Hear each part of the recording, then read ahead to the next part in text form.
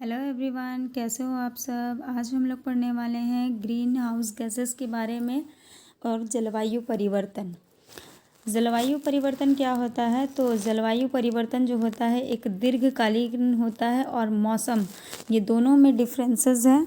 तो मौसम जो होता है एक 35-30 वर्षों का अनुभव के आधार पे मौसम तय किया जाता है कि किस मौसम में क्या क्या बदलाव आते हैं, उसको वहाँ डिफाइन किया जाता है। लेकिन जलवायु जो परिवर्तन होता है वो एक लंबे समय के अंतराल पे जो देख पाया जाता है, उसी के आधार पे जलवायु परिवर्तन को निर्धारण किया जाता है। मतलब जलवायु, वहाँ की जलवायु कैसी है, इस तरह की है, वो चीज़ का निर्धारण उसी के आधार पर होता है। तो ये लंबे समय की अवधि के दौरान होता है। जलवायु परिवर्तन जो होता है मुख्यतः दो कारणों से होता है। एक तो मान लीजिए कि प्राकृतिक कारक हो गया, एक मानव।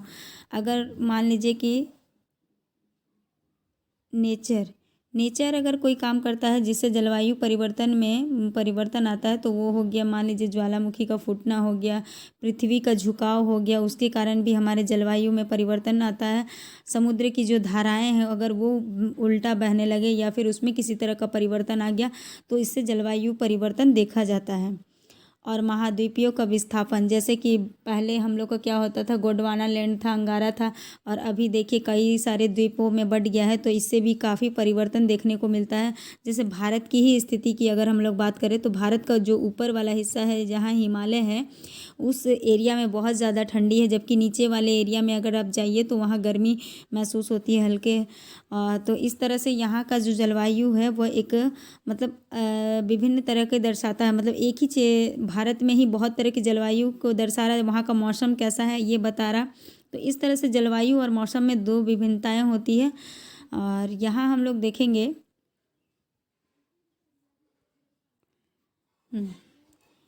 कि जोसेफ फरियर थे, जो इन्होंने 1824 में हरित गैस का नाम दिया। इन्हें लगा कि जो पृथ्वी पर, मान लीजिए कि पृथ्वी है, यहाँ पे सन है, ये सन की जो लाइट्स आती है इसके साथ सिर्फ लाइट्स ही नहीं आती है, बहुत सारे हानिकारक किरणें भी आती है।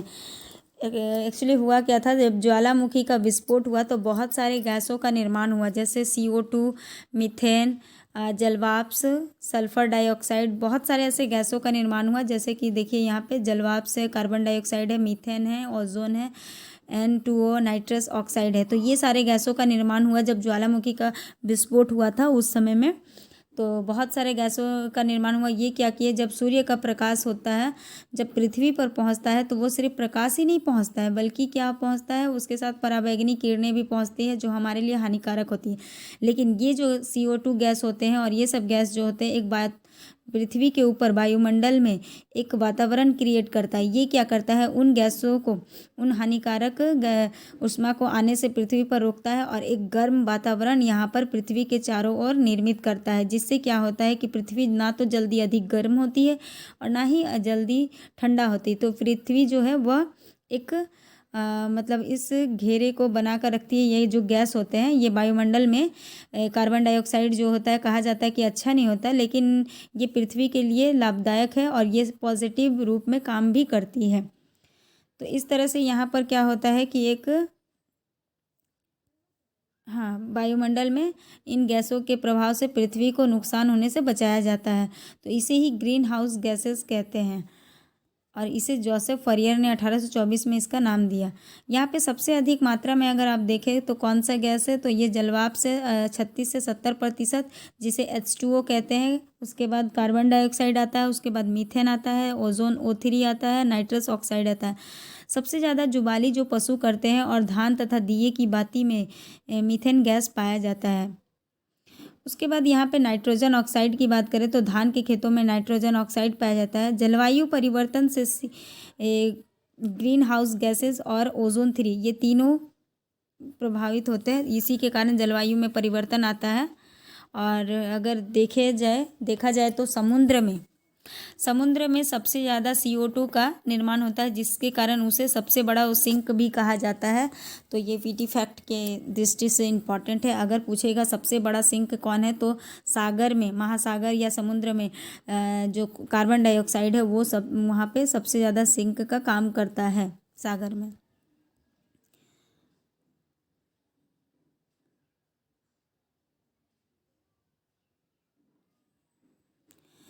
ग्रीन हाउस गैसेस के कारण क्या होता है कि हमारे यहाँ पर सिंटेक होता है, जिसके कारण ग्लेशियर पिघलते हैं, मतलब, और इससे क्या होता है, समुद्र का स्तर बढ़ जाता है। और समुद्र के अगर स्तर बढ़ गया तो इससे क्या होगा, बाढ़ आएगा, सूखा आएगा, और यहाँ पर जो कृषि होगी वो भी प्रभावित होगी, और जिसके कारण जैव विविधता को भी नुकसान होगा। फसल में नुकसान होने के कारण किसानों को बहुत ज़्यादा क्षति होगी।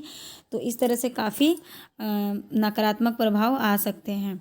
उसके बाद यहाँ पर देखेंगे कि कार्बन प्रच्छादन क्या होता है। कार्बन प्रच्छादन जो होता है वह कार्बन पौधों को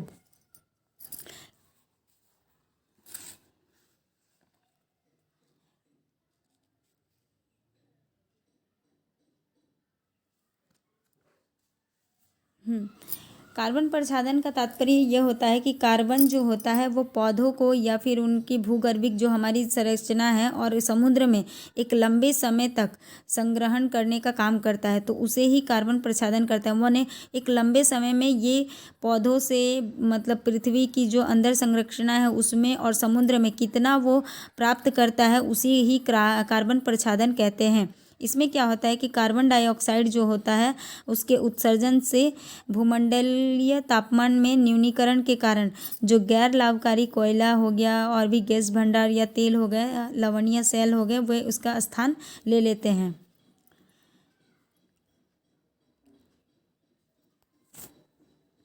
उसके बाद यहाँ पर हम लोग देखेंगे कि यह सम्मेलन, इसके लिए बहुत सारे ऐसे सम्मेलन बनाए गए हैं कि इस ग्रीन हाउस गैसेस को कैसे कम करें। इसके लिए हमारे अंतर्राष्ट्रीय स्तर पर संगठन होते हैं, और यह मौसम परिवर्तन समझौता UNFCCC के द्वारा हुआ है, जिसमें 197 देश शामिल है। और यह कब हुआ है, तो 21 मार्च 1994 को हुआ है, जिसे MOP कहते हैं। पहले इसका नाम क्या था, तो MOP था, लेकिन अब इसका नाम बदल करके क्या रख दिया गया है, तो कॉप रख दिया गया है ना। तो यहाँ पे हम लोग करंट अफेयर्स में इसको देखेंगे कि COP 2021 का संगठन कहाँ पे हुआ है और इसकी अध्यक्षता किसने की है, और 22 का अध्यक्षता कौन करेगा। यहाँ पर हम लोग देखेंगे कि 2005 में क्या होता है कि parties of the Kyoto protocol, यानी कि 1997 में इसको स्वीकार किया गया था, किसको, कॉप को, इस MOP1 को, है ना। तो यहाँ पर पहले मौसम के आधार पे होता था तो इसको MOP लिखा जाता था, अब लेकिन ऐसा नहीं है, अब COP इसका नाम बदल गया है। और यह क्योटो प्रोटोकॉल में 1997 को स्वीकार किया गया था इसे। उसके बाद इसका काम क्या होता है, तो इसका काम यही है कि वो ग्रीन हाउस गैसेस को किस तरह से कम करें। अभी आप देखेंगे कि चाइना जो है सबसे ज़्यादा ग्रीन हाउसेस गैस, यानी इसका उत्सर्जन सबसे ज़्यादा करता है कार्बन डाइऑक्साइड का, और उसके बाद USA आता है तब। तो इस चीज़ को कैसे कम किया जा सके, इसमें इसका बातचीत होता है, और इनका संगठन हर साल होते रहता है।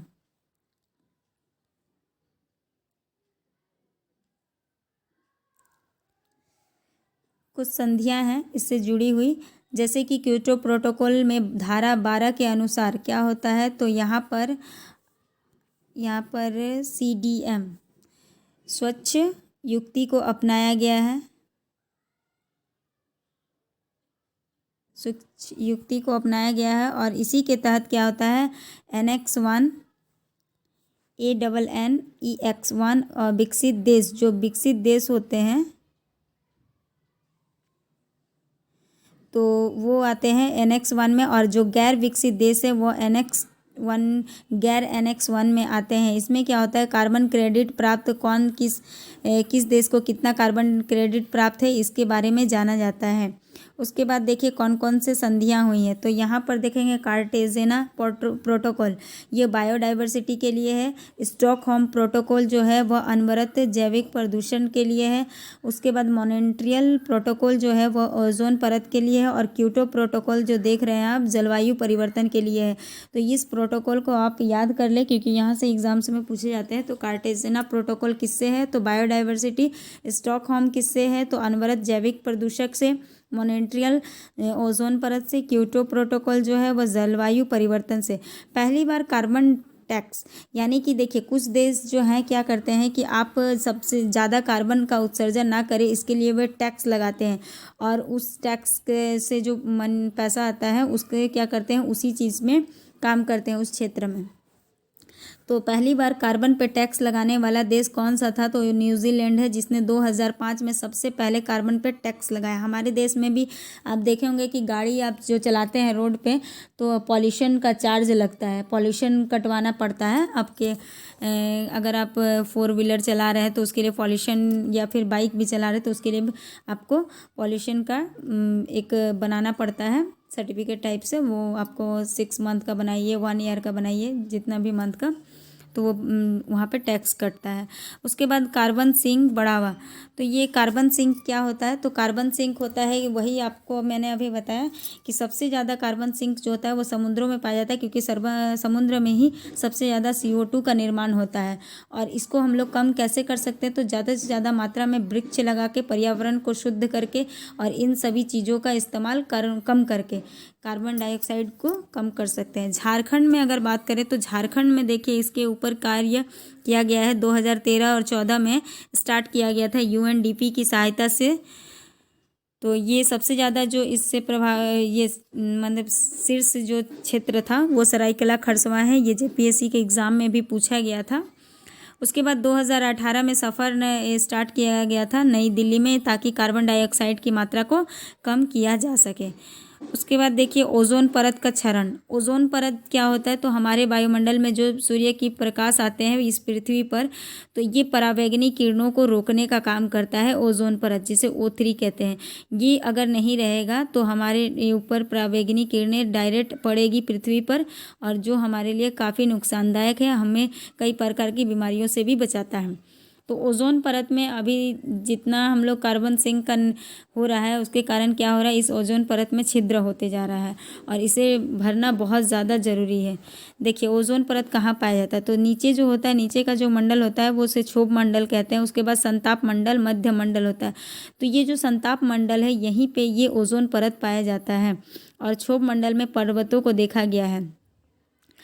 तो ये यहाँ पर बादलों का निर्माण भी क्षोभ मंडल में ही होता है। संताप मंडल में नाइट्रोजन गैस पाया जाता है और यहीं पे ओजोन परत भी पाई जाती है। उसके बाद सूर्य से आने वाली पराबैंगनी विकिरणें जो होती हैं वो क्या करती है? इनसे अभिक्रिया करके ओजोन परत का निर्माण करती है ना। तो ओजोन परत का निर्माण कैसे होता है? तो ओजोन परत का निर्माण पराबैंगनी किरणें जो पृथ्वी पर आती है सूर्य से अभिक्रिया करके वो क्या करती है? वहाँ पे ओजोन परत का निर्माण करती है। माने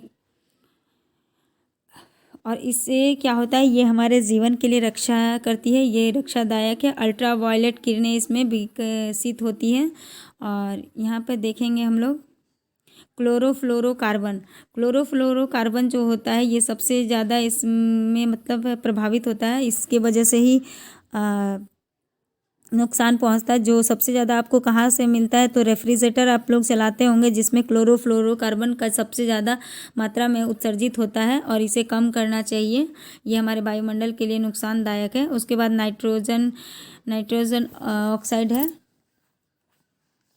नाइट्रस ऑक्साइड है और हाइलोजन से जो सबसे ज़्यादा क्षरण जो है वह ध्रुवों पे होता है। यानी कि ये पृथ्वी है, पृथ्वी का जो नॉर्थ साइड है और साउथ साइड, ये जो ध्रुव है यहाँ वाला एरिया, तो यहीं पे सबसे ज़्यादा क्या होता है? ओजोन परत जो है वो छिद्र होते जा रहा है। और ये कहाँ? अंटार्कटिका में हुआ है सबसे ज़्यादा।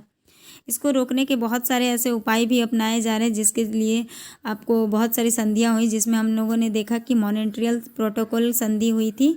ये समझौता हुआ, किससे जुड़ा हुआ है? तो ये जलवायु परिवर्तन से जुड़ा हुआ है। 16 सितंबर को ओजोन परत संचरण दिवस मनाया जाता है। तो 16 सितंबर को हम लोग क्या मनाते हैं? ओजोन परत संचरण दिवस मनाते हैं। और इसमें हम लोग करंट अफेयर्स में इसमें ऐड कर देंगे कि 2021 में इसका थीम क्या है। तो इस तरह से ये चैप्टर समाप्त होता है। Thank you. अच्छा लगे तो आपको लाइक शेयर सब्सक्राइब करना ना भूलें। Thank you.